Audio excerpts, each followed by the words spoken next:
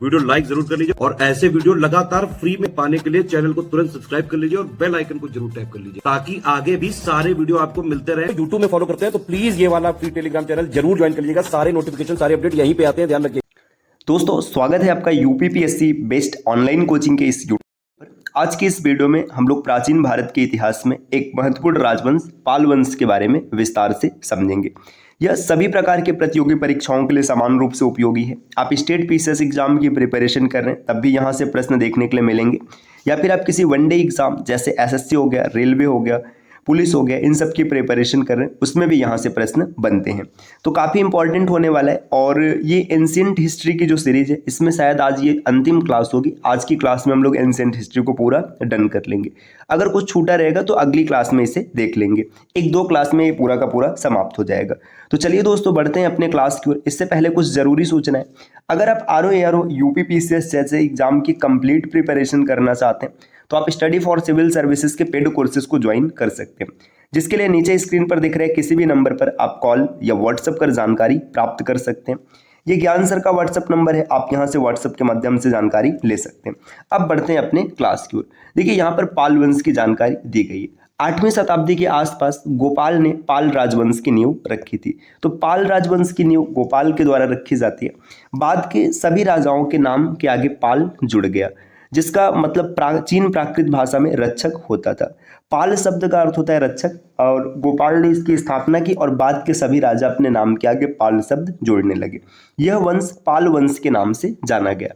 पाल राज्य में बंगाल और बिहार शामिल थे, जिसमें पाटलिपुत्र, विक्रमपुरा, रामवती जो कि वरेंद्र नाम से भी जाना जाता है, मोंगायर जिसे कि मुंगेर कहते हैं, ताम्रलिप्ति और जगदल जैसे प्रमुख शहर शामिल थे। पाल राष्ट्रकूट और प्रतिहारों के बीच त्रिपक्षीय संघर्ष जारी रहा और बिहार व आधुनिक पूर्वी उत्तर प्रदेश के क्षेत्र उनके बीच विवाद का जड़ बने थे। देखिए पाल, राष्ट्रकूट और प्रतिहार इन तीनों के बीच में आपस में विवाद होता रहा। इसका प्रमुख कारण रहा बिहार और पूर्वी उत्तर प्रदेश। पाल राजा बौद्ध धर्म, खासकर महायान और बौद्ध धर्म के तांत्रिक संप्रदाय के अनुयायी थे। पाल वंश के जितने भी राजा हुए सब बौद्ध धर्म के महायान शाखा को मानते थे। उन्होंने पूर्वी भारत में मठ जिसे कि विहार कहते हैं और मंदिर बनाकर इस धर्म को बहुत बढ़ावा दिया। तिब्बती बौद्ध धर्म में अब भी पाल विरासत परिलक्षित होती है। समस्त पाल शासक बौद्ध धर्मावलंबी थे, मतलब जितने भी पाल राजा थे सब बौद्ध धर्म को मानने वाले थे।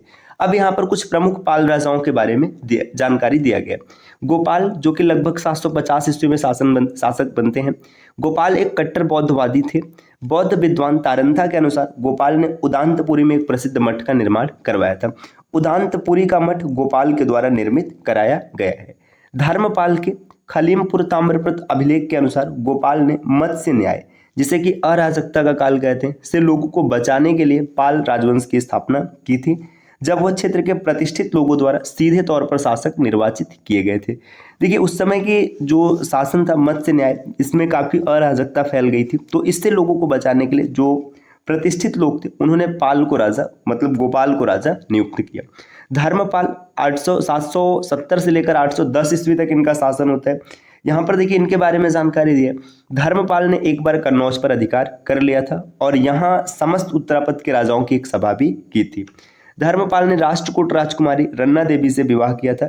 धर्मपाल ने नालंदा का पुनरुद्धार करवाया। विक्रमशिला विश्वविद्यालय एवं वारेंद्र के सोयपुर जिसे क्या सोमपुर कहते हैं बिहार की स्थापना की, जिसके अवशेष पहाड़पुर से मिलते हैं।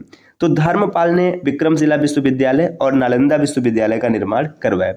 उसने बौद्ध लेखक हरिभद्र को संरक्षण दिया था। हरिभद्र अष्टसहस्त्रिका प्रजन्य पारमिता के लेखक थे। तो हरिभद्र अष्टसहस्त्रिका प्रजन्य पारमिता के लेखक है, ये जरूर आप याद रखिएगा।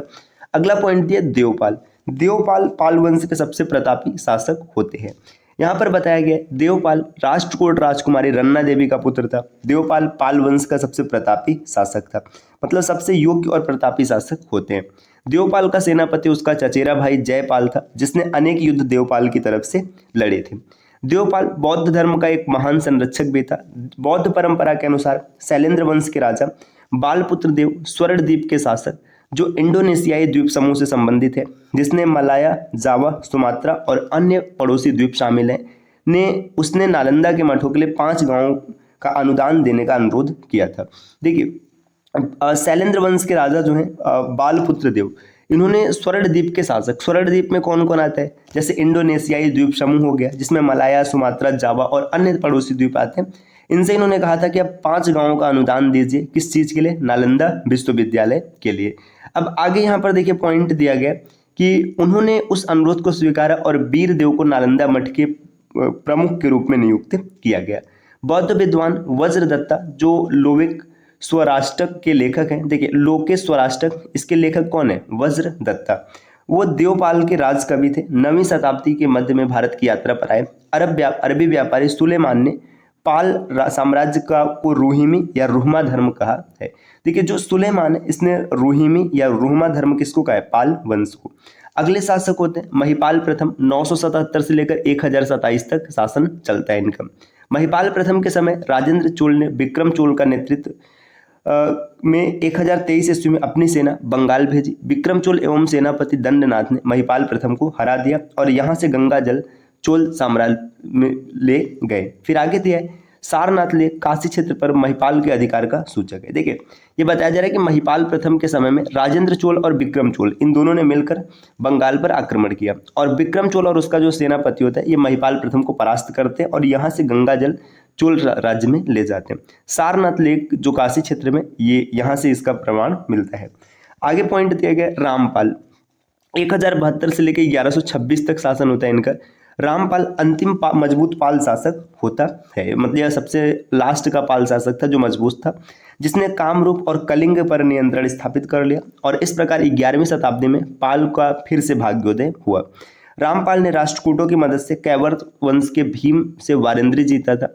रामपाल अपने मामा मथन देव की मृत्यु से इतना दुखी हुआ था कि मुंगेर की गंगा नदी में कूदकर उसने आत्महत्या कर ली थी। तो रामपाल आत्महत्या कर लेता अपने मामा की मृत्यु से उदास होकर। 11वीं शताब्दी तक बहुत से क्षेत्रों में विद्रोह के कारण यह साम्राज्य काफी कमजोर हो गया। पाल साम्राज्य को सिंध राजवंश ने पूरी तरीके से नष्ट कर दिया।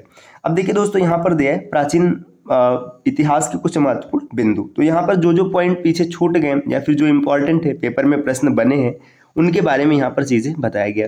तो ये जो इंपॉर्टेंट बिंदु दिए गए पाल वंश के बारे में, इसको हम लोग अगली क्लास में करेंगे और पाल वंश को पूरी तरीके से, माफ कीजिएगा, प्राचीन भारत के इतिहास को पूर्णतः संपन्न करेंगे। इसके बाद मध्यकालीन भारत का इतिहास शुरू हो जाएगा। अगर आप कंप्लीट इतिहास फ्री में पढ़ना चाहते हैं तो आप चैनल को सब्सक्राइब कीजिएगा और अगर आप आरओ यूपीपीएससी जैसे एग्जाम की प्रिपरेशन करना चाहते हैं तो आपको स्टडी फॉर सिविल सर्विसेज के पेड कोर्सेज को जरूर ज्वाइन करना चाहिए, जिसके लिए स्क्रीन पर दिख रहे किसी भी नंबर पर आप कॉल या व्हाट्सएप कर जानकारी प्राप्त कर सकते हैं।